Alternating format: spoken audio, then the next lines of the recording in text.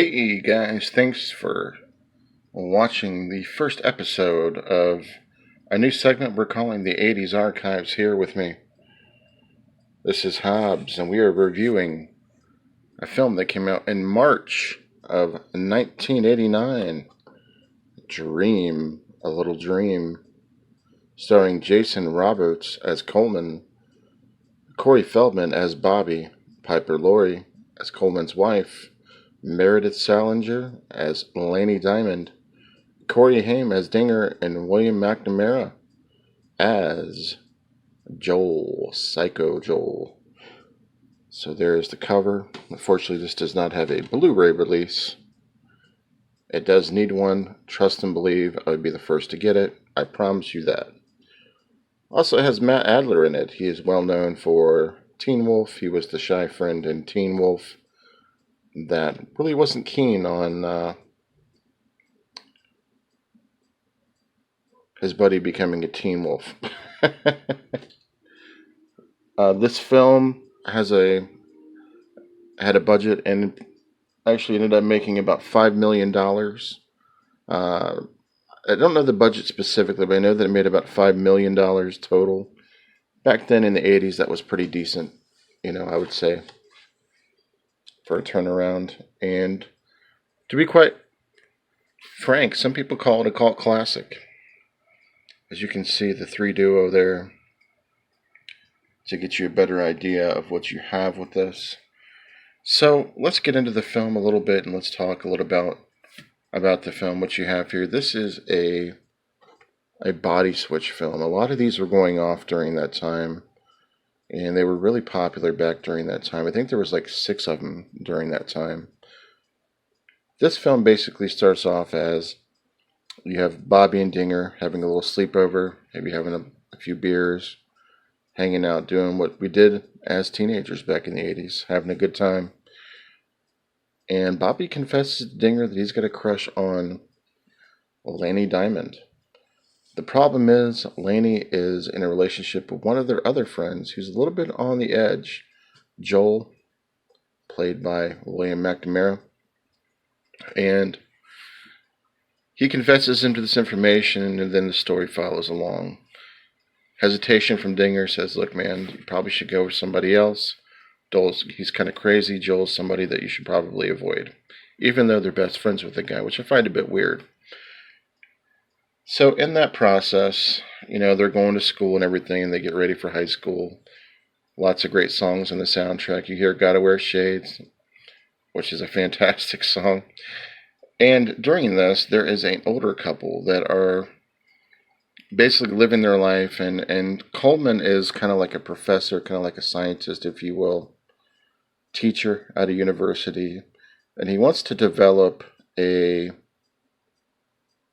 some type of a mind change experiment to where he would be able to live forever, somehow train his mind to make him and his wife live forever together, infinity. So one night, they're doing like Tai Chi movements after a long day of dates and having a great time. And they're practicing, I guess, their Tai Chi to be able to make this happen with this experiment. And after a falling out between Bobby and after a falling out with Laney, they're both heading home. And as they're heading home, they run into each other. Laney's on a bike, Joel's running. They run into each other and they fall into the yard close to where the older couple is having this experiment. Well, during the experiment, all of a sudden the bodies flip. Coleman becomes Bobby, Bobby becomes Coleman.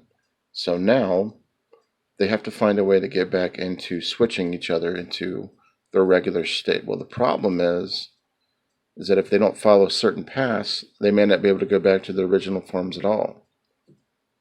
But also there's a little bit of a twist as Bobby is trying to improve his way of life.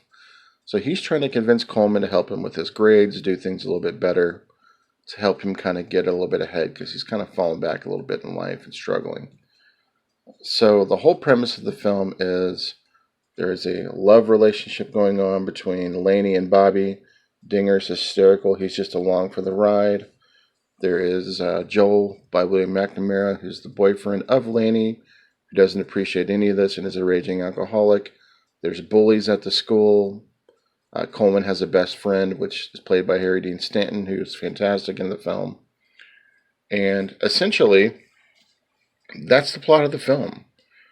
They're trying to get back to their regular states and yet survive all of this with little to no harm. Now, they will experience hiccups along the way, that is for sure. But let me explain my thoughts on the film. I loved this movie. I've always loved this movie. I remember my sister and her friends watching this movie. Now, I was only 7 years old when this came out, but I remember it very vaguely.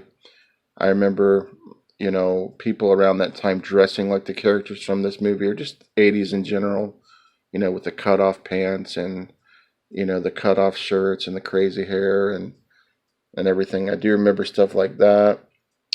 Corey Feldman was going through a weird phase during that time. He was obsessed with Michael Jackson. So in the film, he does a weird sort of tribute to Michael Jackson dance, which was a bit odd, but it was effective. He actually wore Michael Jackson's look-alike clothes in the film as well. So it was, you could tell that was a little bit added, as Corey was actually a choreographer on the film. He's listed in the details as a choreographer in the film. I thought the film was hilarious. I thought parts of it were hysterical. I loved the score. The soundtrack was absolutely fantastic. One of the songs, Rock On.